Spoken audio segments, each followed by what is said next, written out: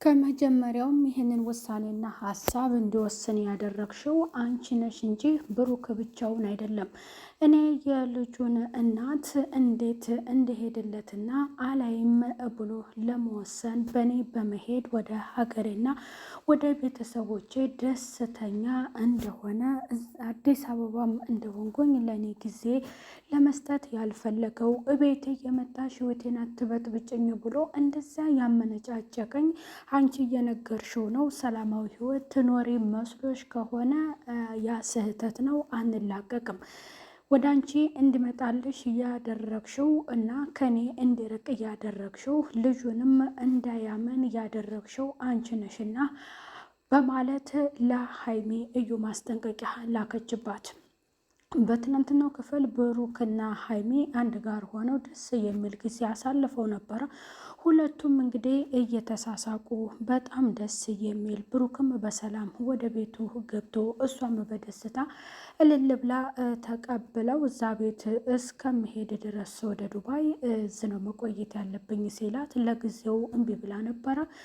እኔ ሰላማዊ ህይወት ልኖርበት ብላ ነበር። ቅመሜ ለምንድን ነው እንደዚህ የምትሆኑ? ስርቅሽ ትከፍያለሽ፣ ስቀርብሽ ያነጫንጭሻል እያለ እየተሳሳቁ ነበር። በመጨረሻ እየተላፉ ሁሉ በጣም ደስ የሚል ጊዜያቶችን አሳልፈው ነበር። ያንን ቪዲዮ ስታይ ደግሞ እዩ ያንን ቪዲዮ አይታ እንግዲህ በዛ ደግሞ እሷ ሌላ ነገር ለመፍጠር አስባለች። እኔ በመሄዴ ደስ ብሎት ትራንስፖርት ልክፈልልሽ ከሄድሽ እሰይ ብሎ በደስታ የሸኘኝ ለካ አንቺ ወደ አንቺ እንዲመጣልሽ እያደረግሽ ነው። እንደገና ደግሞ የኔ ልጅ ወይም ያረገዝኩትን ልጁን እንዳያምንና ከኔ እንዲርቅ እያደረግሽው አንቺ ነሽ በማለት እዩ በጣም ተናዳ ከቡታጅራ ተመልሳ ወደ አዲስ አበባ እንደምትመለስና ያንም ማስጠንቀቂያ ለሀይሚ ልካለይ። ብሩክም ያንን ነገር አይቶታል። እኔ ከአንቺ ሌላ ምንም አታመጣም፣ ትምጣ፣ ተወለደ በኋላ ብቻ እኔ እና እሷ የምንገናኘው ለዛም ደግሞ ለምርመራና ለውጤቱ ብቻ እንጂ የሚያገናኘን ነገር የለም። እኔ ከሶስታችሁም የምወደውና መዝለቅ የምፈልገው ከአንቺ ጋር ነው ብሎ ለሀይሚ ነግሯታል። እዩ በጣም አስባለች፣ ተጨንቃለች። ቤተሰቦቿም እዛ እንዴት አርግዘሽ ትመጫለሽ? ያረገሽው ልጅ እያላባት እንዴት ነው እንደዚህ ልታሳፍሬን እየቻልሽው? ብለው ቤተሰቦቿም ሰላም ስለነሷት እንዳደረገ ያድርገኝ፣ የማደርገውን ነገር በፍርድ ቤት እጀምራለሁ፣ አላርፋትም። ቢያንስ እኔ እንኳን ወልጄ ቢያይ ምን አለበት? እኔ ነፍሰ ጡር ሆኜ ቀኔ ሰላም ጤና ይስጥልኝ። ውድ እየተከበራችሁ ቻናሌ ተከታዮች ቤተሰብ በሙሉ በያላችሁበት ዓለም ዳርቻ ሰላማችሁ ይብዛ።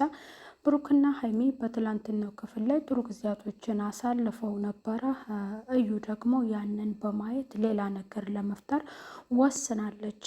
እኔን እንደዚያ እንዲሄድ አስለቅሶኝ ወደ ሀገሬ እንድመለስ ስነግረው እያለቀስኩኝ እምባዬሽን እዛ ታፍስሽብኝ፣ ምን የሚያገባኝ ነገር የለም ብላ አመነጫጭቆኛል።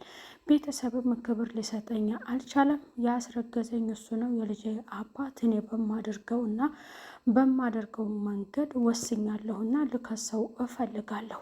እንዴት እሱ እንደዛ አድርጎኝ እንደገና ደግሞ እሺ እኔ እንደማይፈልገኝ ያውቃለሁ። ለእኔ ክብር እንኳን እንዴት አይጨነቅም? ይህንን ነገር ከወለድኩ በኋላ ፍቅራቸውን ቢያጣጥሙት ምን አለበት? በዚህ ልክ ለምን ይጎዳኛል? ይህ ነገርን በንግግርና በውይይት መፈታት ስላልቻለ ወደ ሕግ ነው የማደርገው ብላ አስጠንቅቃለች።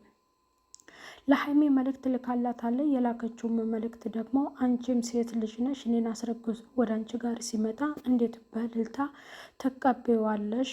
መቼም ከኔ ፊትም ብትሆኚ በእዛም ደግሞ ትንሽ ማሰብ ነበረብሽ። ቢያንስ እኔም ወልጅ እንኳን ከወለድኩኝ በኋላ መጨረሻ ውጤቱ ከታወቀ በኋላ እናንተ ቀጣይ ህይወታችሁን ብትመሩና ብትቀጥሉ መልካም ነበረ። ግን አሁን የምታደርገው ነገር ነገ በአንቺም ላይ እንደሚደርስ ምን እርግጠኛ ነች? ስትል አስጠንቀቃታለች ለሀይሚ። ሀይሚም ከእንግዲህ በኋላ በቃ የመጨረሻዬ ነው ይሄ፣ ብሩኬ ከጎዳኝ ዳግመኛ ወደሱ ህይወት አልመለስም እና አሁን አብረን ነው የምንቀጥለው፣ ተጋብተን ስለ ሰርጋችን ማሰብ ነው እያለብን። የእዩንም ጉዳይ ራስህ እዛው ፈጽማት፣ እኔ ግን ከአንተ ሌላ ህይወት የለኝም ብላ ለብሩኬ ነግረዋለች። ብሩኬም ከእሷ መሌት እንደማይፈልግ እሷን አግብቶ መኖር ከእሷ ልጆች መውለድ እንዳለበት ነው የነገረው። ቤተሰብም ደስ ብሎት እንግዲህ የሚቀበላት ያው ሀይሚን ነው። የእናቱም ትንሽ ቅር ያላቸው ነገር የአብስላት በመካከል ስትመጣ ለልጅቷ ጭንቀት ምን ያህል ህሊኗን እንደሚነካት አታስብም ወይ ብለው ተቆጥተውታል። የእዩንም እንደዚያው የልጅቷ ውጤት ሳይታወቅ እንደገና እንዴት ከሶስት ሴቶች ጋር ትቀራረባለህ? ለእኔስ ለእናትህ አታስብም ወይ? እንዴት ለሰው መሳለቂያ ታደርገኛለህ? ብለው አስጠንቅቀው ነግረውት ነበረ። አሁን በመጨረሻው ሀሳብ ጋሼን በሀሳቡ ደስ ብሎታል። የአብሰላት የውሸት እንደሆነ ከእሷ ጋር ምንም አይነት ግንኙነት እንደሌለው ማለት ነው። ልጄ እንዳትጎዳብኝ፣ ዳግመኛ ከጎዳህብኝ የልጄን ያክል እንደወደድኩህ በጣም ነው ከህይወት የማስወጣ የምጠላህ ልጄን ብትጎዳብኝ ብሎ ለብሩክ ጋሻ አስጠንቅቆታል ማለት ነው። እዩ እንግዲህ ወደ አዲስ አበባ መታ ክሷን ልትመሰርት ወስናለች። ሀይሚ ጋር ፊት ለፊት ተገናኝተው ከሷ ጋር ደግሞ መነጋገር ፈልገዋል። ያንን ደግሞ በቀጣይ ክፍል የምንከሰትበት ይሆናል። ቤተሰብ ለቻናሉ አዲስ ሆናችሁ ሰብስክራይብ እያደረጋችሁ ቪዲዮ ላይክ እና ሼር በማድረግ እስከ መጨረሻው አበረታቱት ቻናሉን እላለሁኝ። ብሩክስ እንደገና ሲያገኛት እዩን ምን ይላታል? ያው አባርሬሽ ነበር ለምን መጣሽ? የኔ ህይወቴ ከሀይሚ ጋ ነው ብሎ ነው የሚላት። ግን እሷ ደግሞ ለእኔ ህሊና እንዴት አያስብም? ሊሄድ ነው ብዬ አጠገቡ ሳለቅስ አታለቃቅሽብኝ ብሎ መለስ ብሎ ከሀይሚ ጋር ለመለጠፍና ከእሷ ጋር ለመሆን ነው አይደል? እኔ እንደዛ የሚያመነጫጭቀኝ ክብር እንኳን የለውም ነፍሰ ጥሩ ሆኜ ብላ በጣም ነው እየተናደደችው። እስኪ የብሩክና ለሀይሜ የደረሳትን መልእክት ደግሞ የሀይሜ ምላሽ ምን ይሆናል የሚለውን መልእክቱን አዳምጣ እሷንም አገኝታት የምትወስነውን በቀጣይ የምናይ ይሆናል። ቤተሰብ ባይ ባይ።